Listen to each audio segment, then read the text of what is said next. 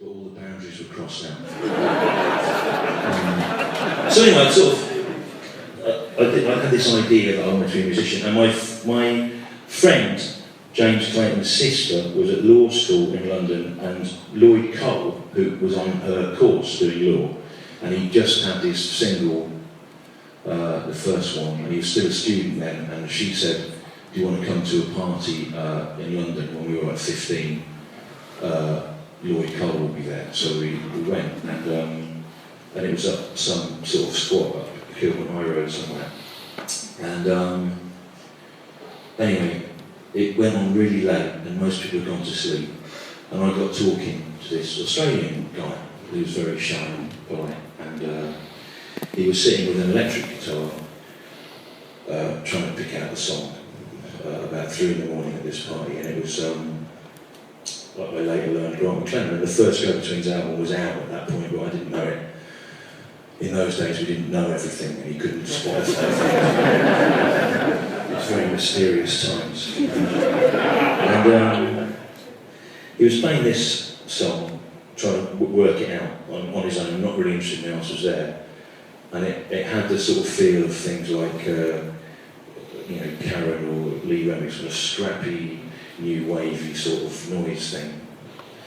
But the words seemed to not fit what the sound of it was. And I was sitting there listening to him work it out.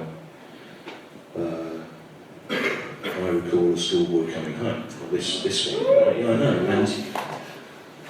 know. And the words were like a sensitive thing about memory, but the thing was like a real noise on the electric guitar. And I said to him,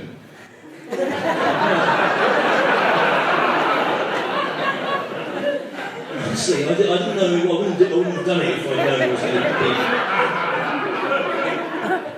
I said, there was an acoustic guitar in the room, and I said, you don't know me, but why don't you try that on them? And I think that, do you know that acoustic guitar belonged to? It's sort of it's one of the birthday party, I think. I can't remember, isn't it?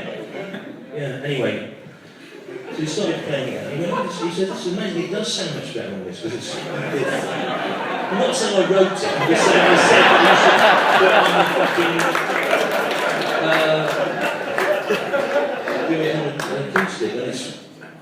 Because, it suited the middle girl. And then...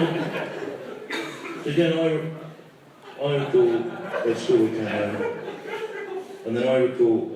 Well, first of all, it wasn't that. The original lyrics were, I recall me coming home, right? And then saying, and then the next verse, later on, my pants were bigger, right? And I said, make it like in the third person, like I recall a schoolboy coming home, and I recall a boy in bigger pants. So it's a memory of someone else, but actually, at the end, it becomes clear that it's your memory that you've externalised.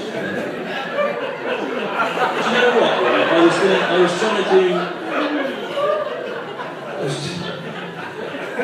I did what, I'm not saying I would be right for it, I'm just saying, if you think about that as a strategy for giving a resonance to something, it's better to, he goes, oh yeah, that is, and he did that. I'm not saying anyone, would have seen. Then he's playing it through, but then he goes, la la la la la la la la. What's that bit? And he goes, I haven't thought of any words for that bit yet. And I said, just leave it like that. Because it'll be like, sort of, an unresolved...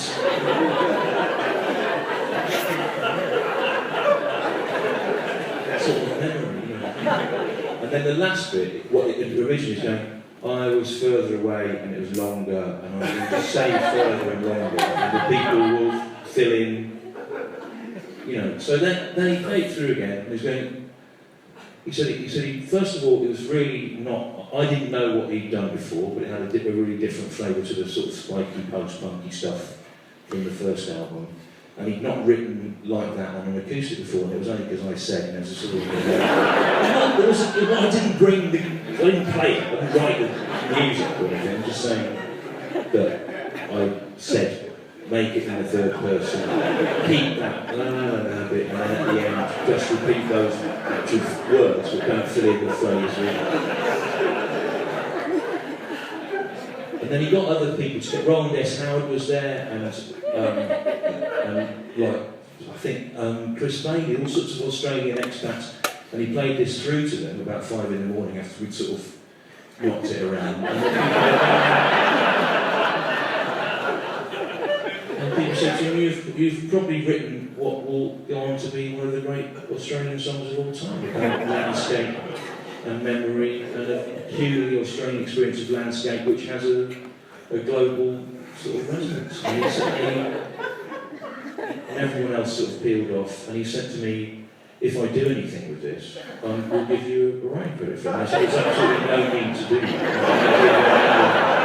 Would have done, which is to make changes that are obvious to an outside eye, you know. So no, I'm going to give you a writing credit. I went, don't give me a writing credit, it's ridiculous. I can't really play guitar, it's just a sort of suggestion.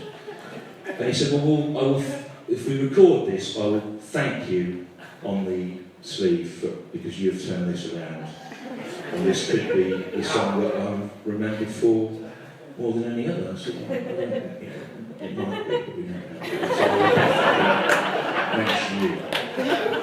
And when that album comes out, if you go back to the original vinyl version of the second album, before of the Hollywood, you look along the bottom, under that sort of brown strip, you will see there is no mention. So, you know, good songwriter, but so